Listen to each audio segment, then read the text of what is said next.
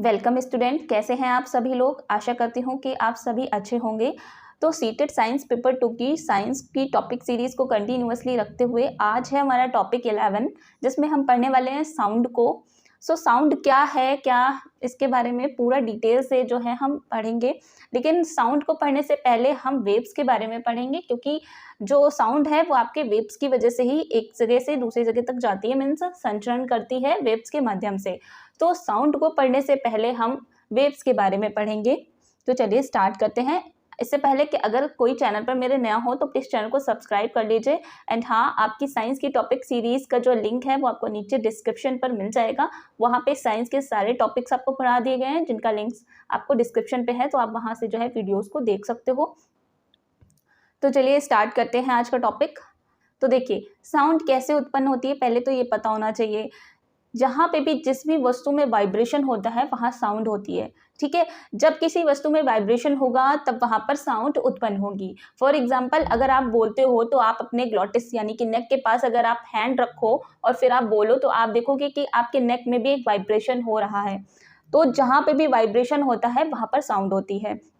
आप किसी भी लोहे की रॉड में भी अगर कुछ मारते हो तो आवाज़ आपको सुनाई देती है, लेकिन अगर आप फील करो कि उस रॉड में वाइब्रेशन होता है, ठीक है, जब भी आप उसमें कुछ मारते हो तो उसमें वाइब्रेशन होता है, तब आपको आवाज़ सुनाई देती है, ठीक है। तो हम कह सकते हैं कि जहाँ पे भी जिस भी वस्तु में वाइब्रेशन होता है वहाँ पर साउंड होती है। अब साउंड को एक जगह से दूसरी जगह पर जाने के लिए माध्यम की ज़रूरत पड़ती है, मीडियम की ज़रूरत पड़ती है, ठीक है। फॉर एग्जाम्पल, यहाँ पर एक व्यक्ति है और इसने कुछ बोला है, ठीक है, और यहाँ पर एक दूसरा व्यक्ति है और इसे ये चीज़ सुननी है।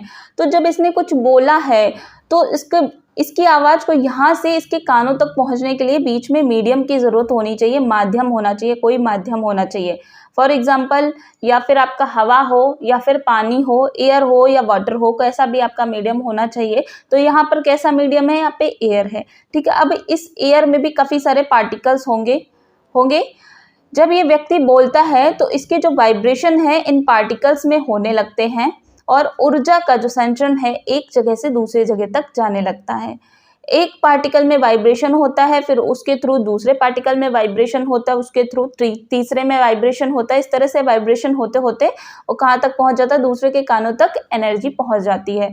तो कैसे पहुँचती है, जब ये व्यक्ति बोलता है तो उसके लिए माध्यम की ज़रूरत होती है इस व्यक्ति तक उस आवाज़ को पहुँचाने के लिए, और इसी माध्यम में, इसी मीडियम में काफ़ी सारे पार्टिकल्स होते हैं और इन पार्टिकल्स में वाइब्रेशन होता है और एनर्जी एक जगह से दूसरी जगह तक चली जाती है। और एनर्जी कैसे जाती है, वेव्स के माध्यम से जाती है, ठीक है। एनर्जी का एक स्थान से दूसरे स्थान तक जो है जाना कैसा होता है, वेव्स की वजह से होता है। आई होप कि आपको समझ में आया होगा कि ये व्यक्ति जब बोल रहा है तो इसकी आवाज़ दूसरे व्यक्ति के कानों तक कैसे पहुंची। यहाँ बीच में मीडियम होना चाहिए, ठीक है। उस मीडियम में काफ़ी सारे पार्टिकल्स होंगे और इन पार्टिकल्स में वाइब्रेशन होता जाएगा और एक जगह से एनर्जी जो है दूसरी जगह तक पहुंच जाएगी। किसके माध्यम की वजह से, आपकी वेव्स के माध्यम की वजह से, ठीक है। इसीलिए वेव्स पढ़ना बहुत इंपॉर्टेंट था, इसलिए हम साउंड को पढ़ाने से पहले आपको वेव्स बता रहे हैं कि वेव्स क्या होती हैं। अब देखिए, यहाँ पे इस व्यक्ति को उठकर इसके पास नहीं जाना पड़ा, ना ही इसके कानों पर बोलना पड़ा जाके, ठीक है।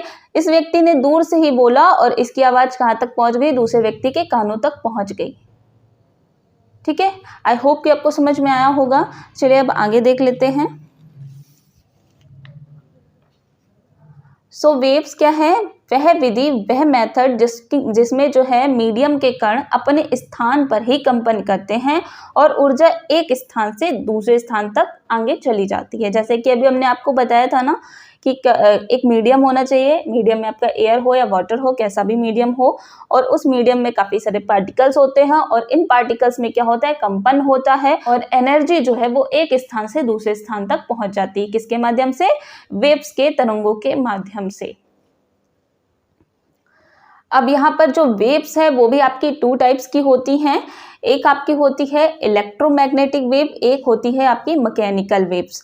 जो इलेक्ट्रोमैग्नेटिक वेव्स हैं उनको जो है किसी भी प्रकार के मीडियम की ज़रूरत नहीं पड़ती है, उनको ट्रैवलिंग के लिए किसी भी माध्यम की ज़रूरत नहीं होती। जैसे फॉर एग्जांपल आपकी लाइट हो गई, तो लाइट को किसी भी माध्यम की ज़रूरत नहीं पड़ती है, ना ही उनको एयर्स की ज़रूरत, ना ही उनको किसी प्रकार के पार्टिकल्स की ज़रूरत, कुछ भी ज़रूरत नहीं पड़ती। आपकी जो लाइट है वो आसानी से एक जगह से दूसरी जगह तक आसानी से ट्रेवल करती है।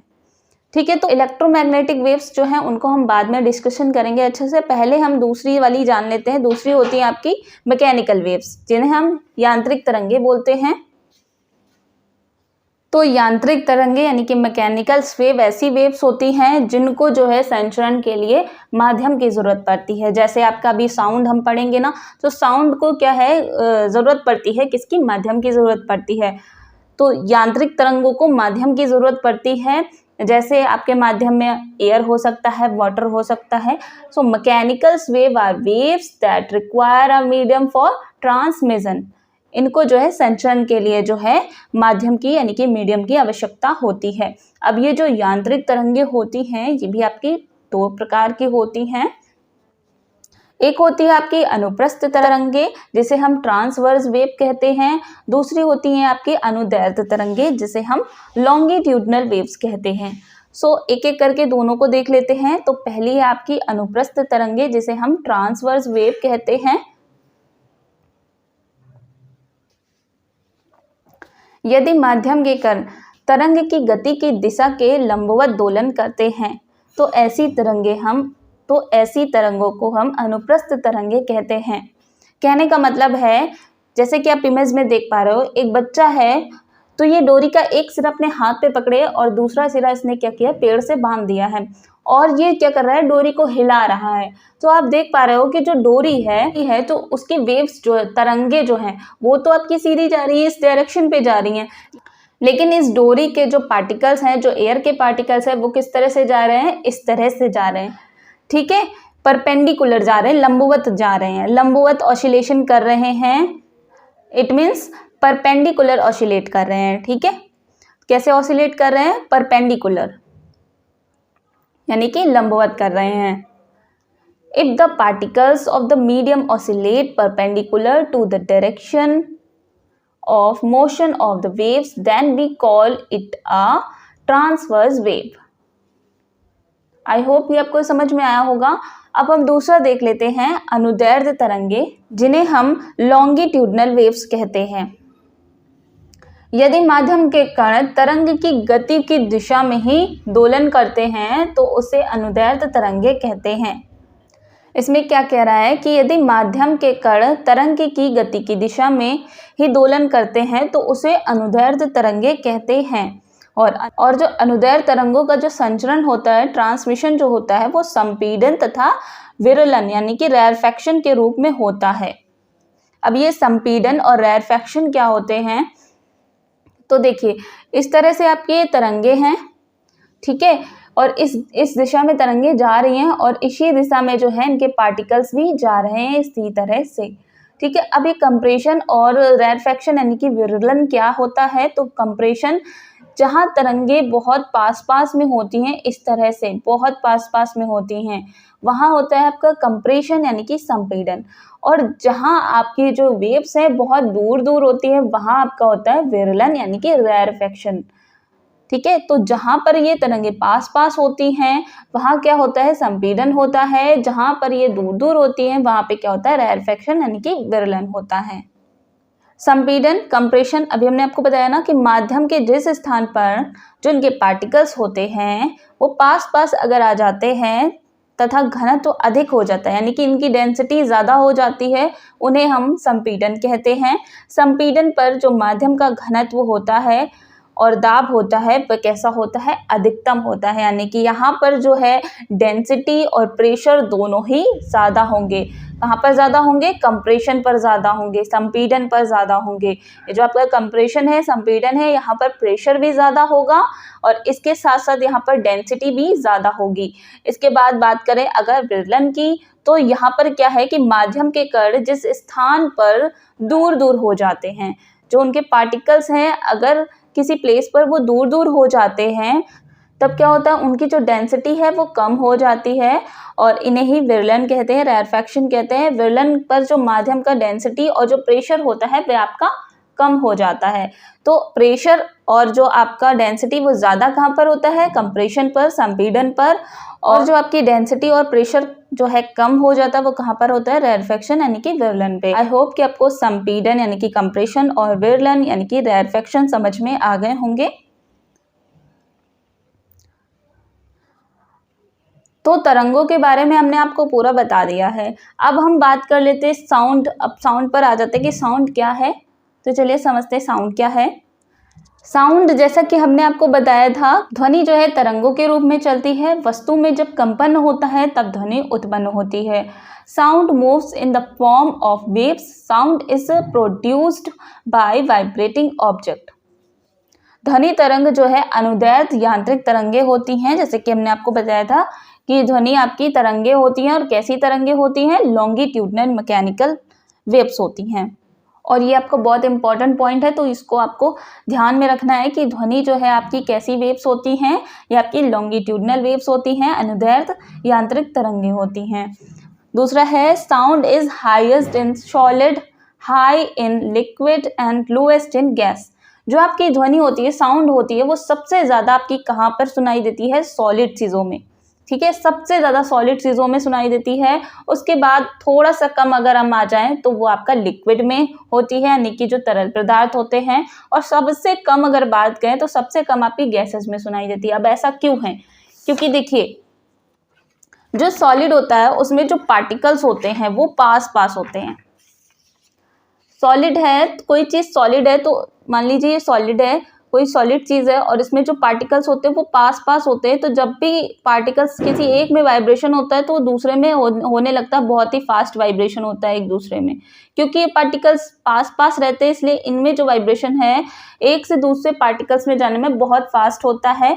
तो इसलिए सॉलिड में जो है आपकी जो ध्वनि है वो ज़्यादा सुनाई देती है और बहुत फास्ट सुनाई देती है। वहीं अगर हम बात करें लिक्विड की, तो लिक्विड में यही पार्टिकल्स थोड़े से दूर दूर हो जाते हैं, थोड़े से दूर दूर हो जाते हैं। तो इनमें ध्वनि जो है सुनने में थोड़ा सा टाइम लगता है, थोड़ा सा, एज कम्पेयर टू सॉलिड, इसमें थोड़ा सा टाइम लगता है। और वहीं अगर हम बात करें गैसेस में, तो गैसेस में ये पार्टिकल्स बहुत दूर दूर होते हैं, जिसकी वजह से गैसेस में जो है ध्वनि कम सुनाई देती है as compare to solid and liquid. ठीक है, तो सबसे ज़्यादा अगर ध्वनि सबसे हाईएस्ट किस में सुनाई देती है, सॉलिड, एंड देन उससे कम लिक्विड, एंड सबसे लोएस्ट आपकी गैसेस में। और अगर हम बात करें कि ध्वनि कहाँ नहीं सुनाई देती, कहाँ जो है ध्वनि संचरण नहीं करती, तो वो वैक्यूम है। निर्वात में जो है आपकी जो साउंड है वो ट्रैवल नहीं करती। ये आपको पॉइंट याद रखना है, क्योंकि काफ़ी बार इससे क्वेश्चन आया है कि जो ध्वनि है वो कहाँ संचरण नहीं करती है, वो कहाँ ट्रैवल नहीं करती, तो वो आपकी वैक्यूम में यानी कि निर्वात में जो है ध्वनि आपकी, साउंड आपकी ट्रैवल नहीं करती। तो ये आपको पता होना चाहिए। इसके अलावा speed of sound in air, अगर हम वायु में जो ध्वनि की चाल कहें तो वो आपकी 331 मीटर पर सेकंड होती है।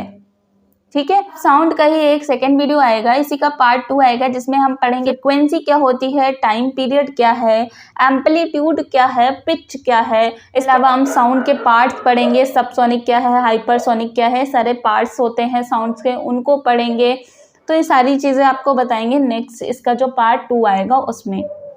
सो अगर आप चैनल पर नए हो तो चैनल को सब्सक्राइब कर लीजिएगा, ताकि आने वाला जो इसका पार्ट 2 होगा उसका नोटिफिकेशन आप तक पहुंच जाए। एंड हाँ, अगर वीडियो आपको अच्छी लगी हो तो वीडियो को लाइक करना एंड चैनल को सब्सक्राइब करना। मिलते हैं नेक्स्ट वीडियो में। Thanks for watching this video.